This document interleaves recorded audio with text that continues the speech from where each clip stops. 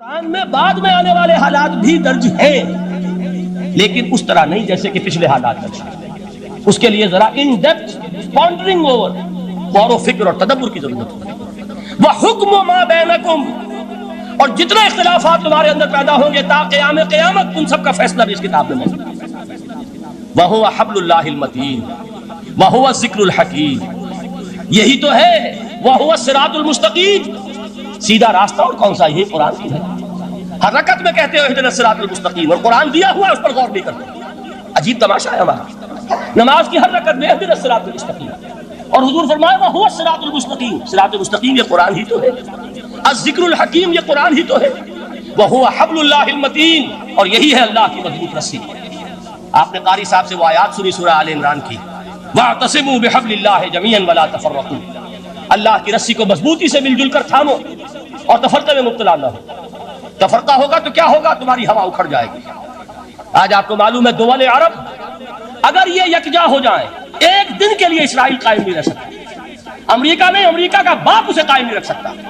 اگر امت عرب ہی جمع ہو جائے، عالم اسلام تو بڑی شے ہے، جو وسائل ان کے پاس ہے، جو اللہ تعالیٰ نے ان کو نعمت عطا فرمائی ہے، لیکن افتراق، انتشار، اختلاف، جتھے بندی، گروہ بندی، دھڑے بندی، اس نے اسرائیل کا خنجر ان کے سینے میں پیوست کیا، اس لیے کہ فَتَذْهَبَ رِيحُكُمْ، اگر تم اختلاف کرو گے تو تمہاری ہوا اکھڑ جائے گی۔ آج وہ ہوا اکھڑ، تو فرمایا وَاعْتَصِمُوا بِحَبْلِ اللَّهِ جَمِيعًا وَلَا تَفَرَّقُوا، اللہ کی رسی کو مضبوطی کے ساتھ مل جل کر تھامو اور تفرقے میں مت پاؤ۔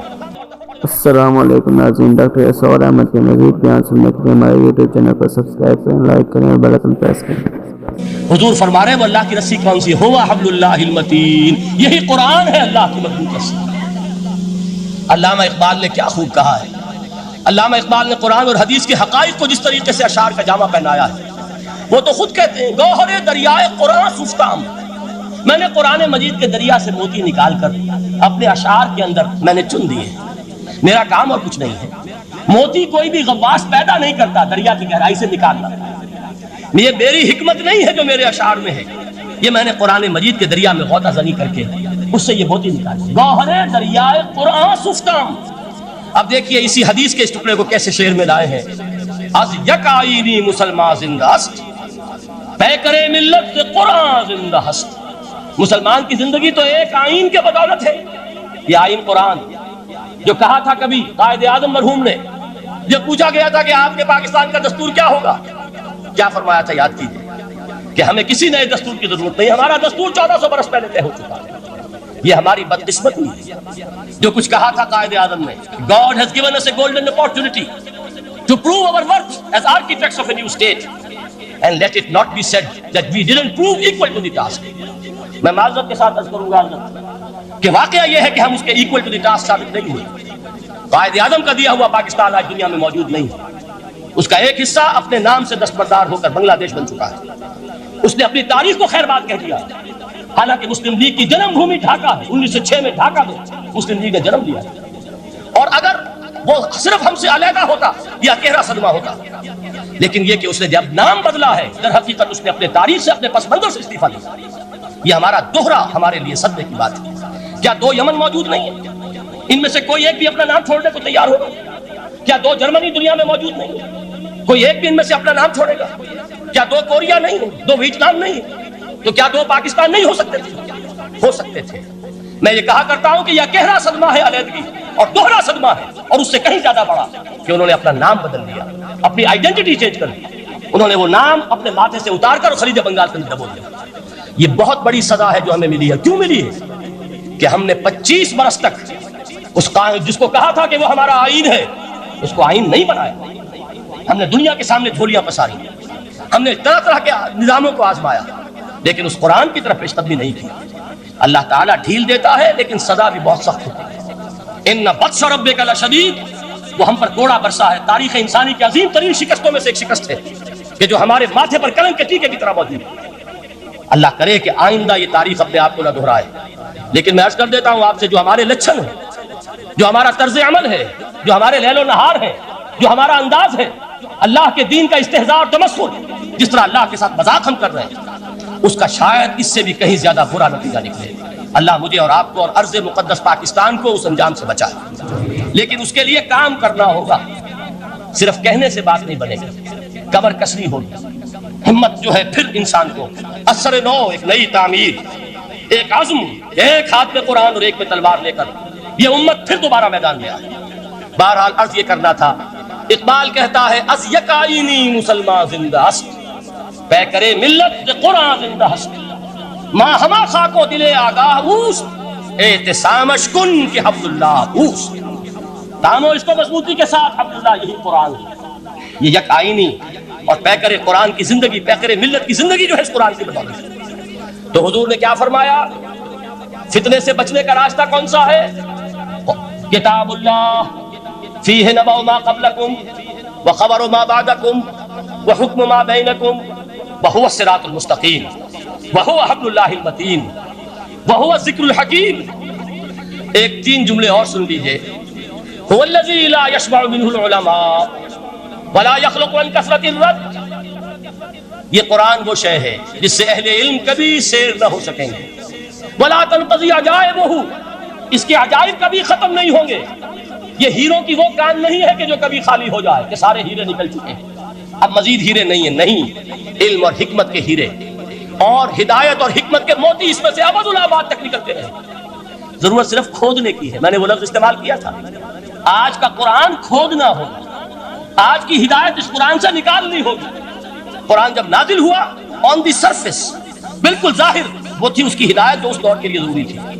ہمیشہ کی ہدایت اس کے اندر رکھ دی گئی ہے، اس میں مضمر ہے، اس میں چھپی ہوئی ہے، اس کے لیے تدبر کی ضرورت ہے۔ کتاب انزلناہ الیک مبارک لیدبروا آیاتہ ولیتذکر اولو الالباب، لوگ تدبر کریں، اس کی گہرائیوں کے اندر غوطہ زنی کریں۔ لا تنقضی عجائبہ، اس کے عجائب کبھی ختم نہیں ہوں گے۔ ولا یشبع منہ العلماء، اہل علم کبھی اس سے سیر نہیں ہوں گے۔ آپ کو سخت بھوک لگی ہوتی ہے اور کھانا کھانے کی تھوڑی دیر کے بعد اب آپ کا ہاتھ رک جاتا ہے، سیر ہو گئے، بہترین کھانا ہے لیکن نہیں کھا سکتے۔ اگر عام حالات میں وہ آتا تو کبھی نہ چھوڑتے، لیکن اب وہ آپ کا میزبان کہہ رہا کچھ اور نہیں دے، تناول فرمائیے ذرا یہ بھائی نہیں میں اب بھر چکا، یہ آپ کہتے ہیں کہ نہیں؟ حضور فرمایا یہ قرآن وہ شے نہیں ہے جس سے اہل علم کبھی سیر ہو سکے، ان کی پیاس بڑھتی چلی جائے، ان کے اندر quest of knowledge, search for wisdom بڑھتی چلی جائے۔ کبھی بھی انسان یہ محسوس نہیں کرے گا کہ مجھے جو لینا تھا میں لے لیا، بلکہ یہ کہ جیسے جیسے قدم آگے بڑھیں گے تہذیب کے، تمدن کے، علم کے، اتنے ہی قرآن جو ہے وہ آگے بڑھتا چلا جائے گا ہر دور کی رہنمائی کے لیے۔ لا تنقضی عجائبہ ولا یخلق عن کثرت الرد، بار بار کے پڑھنے سے اس پر بوسیدگی طاری نہیں ہوگی۔ دنیا کی اور کتابیں ہیں، 1 دفعہ پڑھ لیں گے، 2 دفعہ پڑھ لیں گے، 3 دفعہ پڑھ لیں گے، 4 دفعہ پڑھ لیں گے، پھر جی نہیں چاہے گا۔ لیکن یہ کتاب وہ ہے، امام شافعی کا میں واقعہ آپ کو سناتا ہوں۔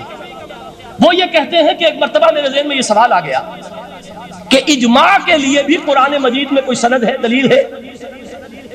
سب مانتے ہیں کہ اجماع جو ہے سورس ہے قرآن کے اسلامی قانون کی، جس پر کہ امت کا اجماع ہو جائے۔ تو کہتے ہیں میں نے 300 مرتبہ قرآن پڑھا اول سے آخر تک، صرف اس دلیل کی تلاش میں۔ 300 مرتبہ مجھے نہیں ملی، 301ویں مرتبہ جب پڑھ رہا تھا مجھے روشنی مل گئی۔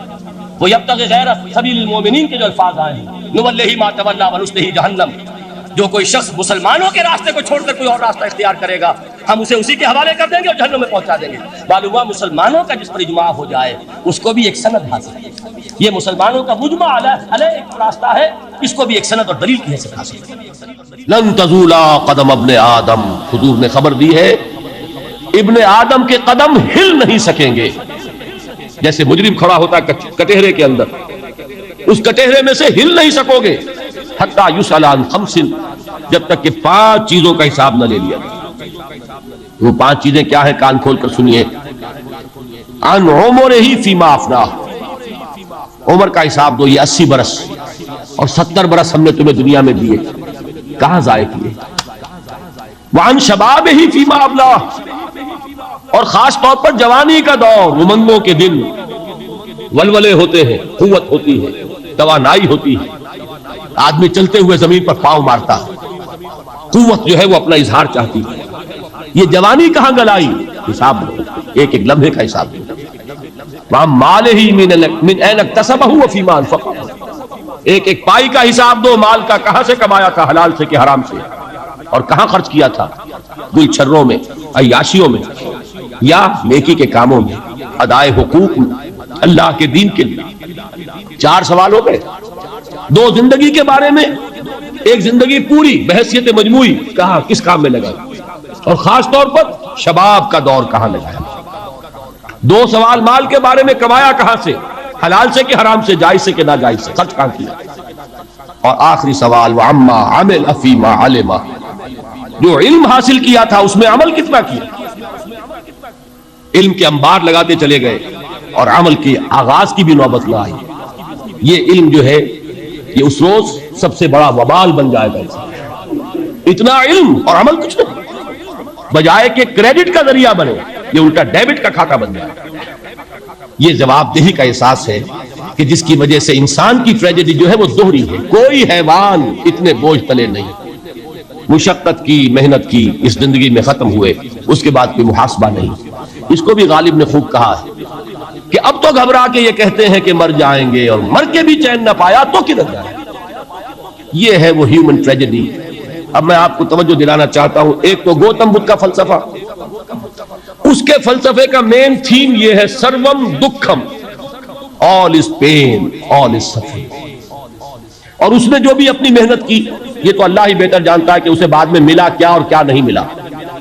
ایک بات آپ سے عرض کر دوں گوتم بدھ کے بارے میں، ایک بہت جید عالم میرے نزدیک بر صغیر پاک و ہند کے علماء میں جو اس صدی کے علماء ہیں ان میں ان کا بہت اونچا مقام ہے، مولانا مناظر احسن گیلانی رحمۃ اللہ علیہ۔ گیلان قصبہ ہے ایک بہار کا، وہاں کے رہنے والے تھے، ان کی زندگی زیادہ گزری حیدرآباد دکن، عثمانیہ یونیورسٹی میں استاد رہے۔ انہوں نے گوتم بدھ کے بارے میں یہ لکھا ہے کہ میرا یہ گمان ہے کہ وہ بھی اللہ کے نبی تھے، اور اس کی دلیل دی ہے۔ قرآن مجید میں ایک رسول کا ذکر آتا ہے ذوالکفل، اور یہ ذوالکفل وہ ہے جس کے بارے میں ہمیں کچھ پتہ ہے۔ قرآن مجید میں بھی ایک جگہ ذکر آیا ہے۔ نمبر 2 یہ کہ کسی حدیث میں اس کی کوئی ہمیں وضاحت نہیں ملی، نہ حضور سے پوچھا گیا نہ حضور نے اس کی وضاحت کر دی۔ اب یہ ذوالکفل ہے کون؟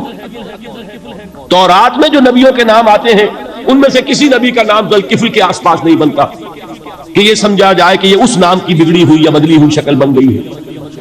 تو انہوں نے جو کہا ہے وہ بات وزنی معلوم ہوتی ہے اس اعتبار سے کہ کپل وستو، کپل پے جو ہے وہ عربی میں ہے نہیں، وہ فے بنتی ہے۔ تو ذوالکفل کے معنی کفل والا، اور یہ کفل جو ہے کپل، کپل والا، جس کو ہم کہتے ہیں کپل وستو کا شہزادہ۔ تو انہوں نے یہ کہا ہے کہ گوتم بدھ کے بارے میں یہ خیال، یہ میں عرض کر دوں کہ اس کو ہم یقین سے نہیں کہہ سکتے، یہ ان کا گمان ہے، خیال ہے، واللہ عالم کہیں گے ہم، لیکن امکان ضرور موجود ہے۔ قرآن کہتا ہے وَلِكُلِّ قَوْمٍ ہاد، ہم نے ہر قوم میں ہادی بھیجے، وَإِن مِّن قَرْيَةٍ إِلَّا خَلَا فِيهَا نَذِيرٌ، کوئی بستی ایسی نہیں دنیا میں جس میں کوئی نہ کوئی خبردار کرنے والا نہ آیا ہو۔ تو یہ ممکن نہیں ہے کہ وہاں نبی نہ آئے ہوں، لیکن ان کی تعلیمات اتنی بدل گئی ہیں کہ ہم ان کو پہچان نہیں سکتے۔ حضرت مسیح علیہ السلام کی تعلیمات اگر عیسائیوں سے ہم سمجھیں تو کبھی بھی انہیں اللہ کا نبی نہیں مان سکتے۔ یہ تو قرآن مجید میں آ کر حضرت مسیح علیہ السلام کی اصل حقیقت ہمیں پائی، ورنہ تو خدا کا بیٹا ثالث و ثلاثہ، ان کو کیسے ہم مانتے؟ لیکن یہ کہ قرآن نے بتایا، تو جان لیجئے ہو سکتا ہے کہ گوتم بدھ بھی اللہ کے نبی ہو، لیکن ہو سکتا ہے کہ درجے میں کہیں گے یقین سے نہیں۔ بہرحال گوتم بدھ نے اس دکھ، رنج، صدمہ، غم جو انسان کا مقدر ہے اس کا مشاہدہ کیا، اور پھر تپسیائیں کی، علم حاصل کیا، رشیوں منوں کے پاس گیا، اس نے کوشش کی کہ معلوم ہو سیلویشن کا راستہ کون سا ہے، اس دکھ سے نجات پانے کی کوئی سبیل بھی ہے کہ نہیں، اس غم سے، اس نجات سے، اس اندوہ سے انسان کسی طریقے سے چھوٹ سکتا ہے یا نہیں۔ اسی کو سیلویشن کہتے ہیں انگریزی میں، اسی کو ہندی میں نروان کہتے ہیں، اسی کو عربی میں نجات کہتے ہیں۔ ان نجات معلقۃ بمجموع هذه الاشیاء، میں نے امام راضی رحمۃ اللہ علیہ کے الفاظ میں آپ کو لفظ بتایا، نجات کی راہ۔ اچھا، جدید فلسفوں میں جن حضرات کو دلچسپی کی بات ہے انہی کے بارے میں عرض کر رہا ہوں۔ جدید فلسفوں میں بھی ایک فلسفہ ہے وجودیت، ایگزسٹانشلزم۔ آپ نے نام سنا ہوگا سارترے، یہ فرینچ فلسفر، اور اس وقت دنیا میں جو نوجوان نسل ہے وہ بہت زیادہ متاثر ہوئی ہے سارترے کے فلسفے سے۔ کرکیگارڈ پرانے دور میں اور سارترے اس دور میں، ان کے فلسفے کا نام ہے وجودیت، ایگزسٹانشلزم۔ اس کا مرکزی خیال بھی یہی ہے، انسان کے لیے دکھ ہی دکھ ہے، صدمہ ہی صدمہ ہے، رنج ہی رنج ہے، صرف یہ ہے کہ کچھ حساس لوگ ہوتے ہیں وہ صدمے کو زیادہ محسوس کرتے ہیں، کچھ ذرا ان کی حس جو ہے وہ کچھ ڈل ہو جاتی ہے، کند ہو جاتی ہے۔ وہ جو غالب کا شعر میں نے آپ کو سنایا کہ مشکلیں اتنی پڑی مجھ پر کہ آسان ہو گئی، ورنہ یہ ہے کہ انسان سوچے تو دکھ ہے۔ اب یہ دکھ جو ہے اس سے نجات کا کوئی راستہ بھی ہے کہ نہیں، یہ کوسچن مارک ہے، جس کا جواب ہے تیسری آیت میں الا الذین آمنوا وعملوا الصالحات وتواصوا بالحق وتواصوا بالصبر۔ جو ایک نا امیدی کی کیفیت طاری ہوتی ہے، والعصر ان الانسان لفی خسر، زمانے کی قسم ہے تمام انسان برباد ہونے والے ہیں، تباہی میں ہے، گھاٹے میں ہے، ٹوٹے میں ہے۔ اس سے جو ایک مایوس کن صورتحال سامنے آتی ہے، اس مایوسی سے نجات دلانے والی آیت ہے تیسری آیت۔ ایک راستہ ہے، یہ امید کی کرن ہے، تباہی سے بچ سکتے ہو، ابدی بربادی وہ بربادی۔ یہاں تو یہ ہے کہ ہم نے مشقتیں اٹھا لی، فاقے جھیل لیے، تکلیفیں برداشت کر لی، سمے برداشت کر لیے، لیکن موت آئی، اس کا خاتمہ ہو گیا۔ لیکن اس کے بعد اگر خدا نہ خواستہ جہنم میں جھونک دیے گئے، وہ ابد الآباد، وہ ہمیشہ ہمیشہ کی جلن۔ قرآن کہتا ہے کہ اگر ایک کھال جل جائے گی، جھلس جائے گی، اللہ اور کھال دے دے گا۔ دیکھیے یہ بھی جدید دور میں آپ کو معلوم ہوگا، بورس بکائی نے جو کتاب لکھی ہے دی فرینچ سرجن، اس نے ثابت کیا ہے کہ قرآن مجید نے جتنے نیچرل فینومینا کا حوالہ دیا ہے وہ بالکل سائنس کے مطابق ہے۔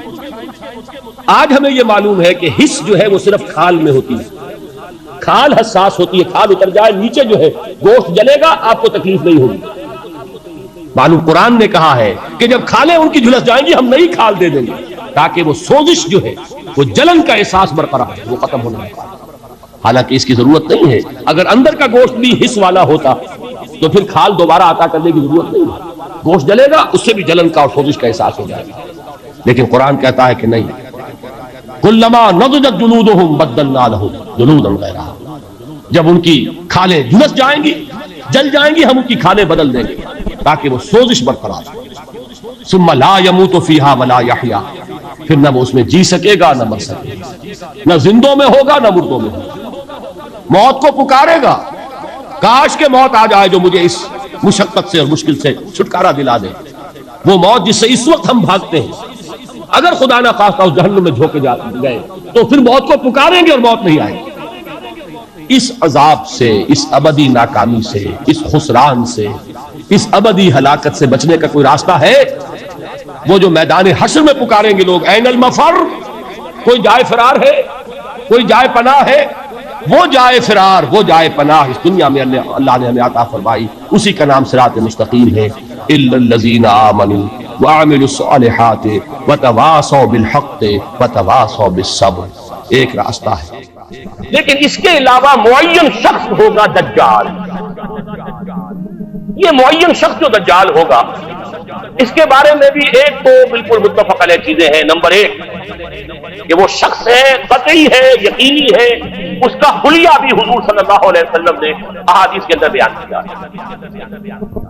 دوسری بات یہ کہ اس کے ہاتھ میں قوانین قدرت، گویا کہ تسخیر کائنات، گویا کہ نقطۂ عروج کو پہنچ چکی ہے، تمام اختیارات الہی تقریباً اس کے ہاتھ میں آ چکے ہوں۔ جو بڑے سے بڑے معجزے اللہ تعالیٰ نے نبیوں کو دیے ہیں وہ معجزے کر کے دکھائے گا، وہ مردہ کو زندہ کرے گا، مردہ لوگوں کی افواہوں کو لے کر آئے گا، ان کی روحوں کو، اگرچہ جھوٹی روحیں ہوں گی، وہ شیاطین جن ہوں گے جو ان کا بھیس بدل کر آئیں گے، لیکن یہ کہ وہ لوگوں سے کلام کریں گے۔ یہ اسپرچولیزم جو اپنی انتہا کو پہنچا ہوا ہے یورپ میں اور مغرب میں، یہ در حقیقت اسی کا ایک بدل ہے۔ وہ کھلے بیابان کو کہے گا، جہاں بالکل پریکٹیکل جو ہے وہ صحرا تھا، وہ لوگ گلزار کر دے گا جب چاہے گا، جب چاہے گا، جہاں چاہے گا بارش برسائے گا۔ فاصلہ اس کے لیے بے معنی ہوگا، اس کی سواری وہ ہوگی کہ جس کے دونوں کانوں کے درمیان فاصلہ 80 ہاتھ کا ہوگا۔ یہ سارے جو آج آپ کی ٹیکنالوجی کی جو انتہا جا رہی ہے اور جدھر جا رہی ہے، اس کو اچھی طرح سمجھیے۔ آج سے 100 سال پہلے شاید انسان ان چیزوں کا تجربہ کر سکتا، وہ کوئی سواری ایسی بھی ہو سکتی ہے جس کے دو کانوں کے درمیان کا فاصلہ جو ہے وہ 80 ہاتھ کا ہوگا۔ آپ کے یہ سارے جیٹس جو ہیں وہ کیا ہیں؟ ان کے رڈارز جو لگے ہوئے ہیں، دونوں کان، اس کا ایک قدم اگر مدینے ہوگا تو دوسرا بیت المقدس میں ہوگا، اس کی آواز پوری دنیا میں سنی جائے گی۔ سنی جا رہی ہے کہ نہیں؟ یہ ساری قدرت، ساری قوتیں، تسخیر کائنات کلیتاً ایک آدمی کو چیر کر دو ٹکڑے کرے گا، دونوں ٹکڑوں کو علیحدہ کرے گا، ان کے درمیان چلے گا اور پھر ان دونوں کو جوڑے گا، کھڑا کرے گا۔ احادیث میں ساری موجود ہے۔ سرجری جدھر جا رہی ہے وہ ایک نہیں کہ وہاں تک آدمی پہنچے، فریز کر کے تو یہ معاملہ ہو ہی سکتا ہے، لیکن یہ کہ ابھی اگلا اور قدم کیا ہوگا؟ یہ چیزیں تو ہے متفق علیہ۔ البتہ کچھ معاملات کے اندر احادیث میں کچھ اختلاف پایا جاتا ہے اور یہ مشکلات الحدیث میں سے، اور میں بھی چونکہ اس مسئلے میں اب تک بھی اسی درجے میں، ابھی قطعیت کے ساتھ میں کوئی بات نہیں کہہ پا رہا ہوں، لیکن اب چونکہ گمان غالب کے درجے میں ایک رائے تک پہنچ چکا ہوں، اس لیے میں نے آج اس بات کو آپ تک پہنچانے کے لیے یہ عنوان اختیار کیا، اس لیے کہ حدیث میں جو آتی ہے تفاصیل اس سے معلوم ہوتا ہے کہ یہ دجال دو دلیل کرے گا، یا تو وہ دو دلیل کرنے والے دو دجال علیحدہ ہیں، یا یہ دونوں دلیل کرنے والا شخص ایک ہی ہے۔ بس یہ مسئلہ ہے کہ جو آج تک مجھ سے حل نہیں ہوا تھا، اب تک کہنا چاہیے آج تک نہیں، اور یہ اس میں علماء سے بھی گفتگو ہوئی ہے، اور جن لوگوں نے اس موضوعات پر اپنا وقت لگایا ہے ان سے بھی گفتگو ہوئی ہے، تو وہ بھی اس مسئلے کو حل کرنے سے تاحال قاصر رہے۔ لیکن یہ کہ اب میری رائے یہ ہے کہ یہ دو شخص علیحدہ ہے، واللہ عالم، لیکن ایک رائے تک میں پہنچ چکا ہوں، اس لیے وہ رائے آپ کے سامنے رکھ رہا ہوں، اور آپ کے ذریعے سے وہ آگے بھی پھیلے گی تو اہل علم کے ساتھ جو ہے اس معاملے کے اندر تبادلہ خیالات کی نوبت آئے گی انشاءاللہ۔ لیکن یہ کہ اس میں یہ بات قطعی اور یقینی ہے کہ اس طرح کا ایک شخص پیدا ہوگا، البتہ یہ کہ آیا وہ دو ہوں گے دو مختلف اوقات میں، یا ایک ہی ہوگا ایک ہی وقت میں، صرف اس میں اختلاف ہے۔ میرے نزدیک وہ دو ہوں گے، ایک وہ شخص جو جھوٹا مسیح ہونے کا دعویٰ کرتا، المسیح الدجال، جیسے حضور نے فرمایا میری امت میں 30 دجال اٹھیں گے جو نبی کا دعویٰ کریں گے، جن میں سے 5-6 تو حضور کے اپنے زمانے میں اور آپ سے متصل کھڑے ہوئے تھے، بعد میں محمد علی باب ہو، بہاء اللہ ہو، قادیانی اور کہاں کون کون اٹھے ہوں گے واللہ عالم۔ اسی طریقے سے ایک شخص مسیح ہونے کا دعویٰ کر کے کھڑا ہوگا، یہودی ہوگا، یہ ہے اصل میں وہ شے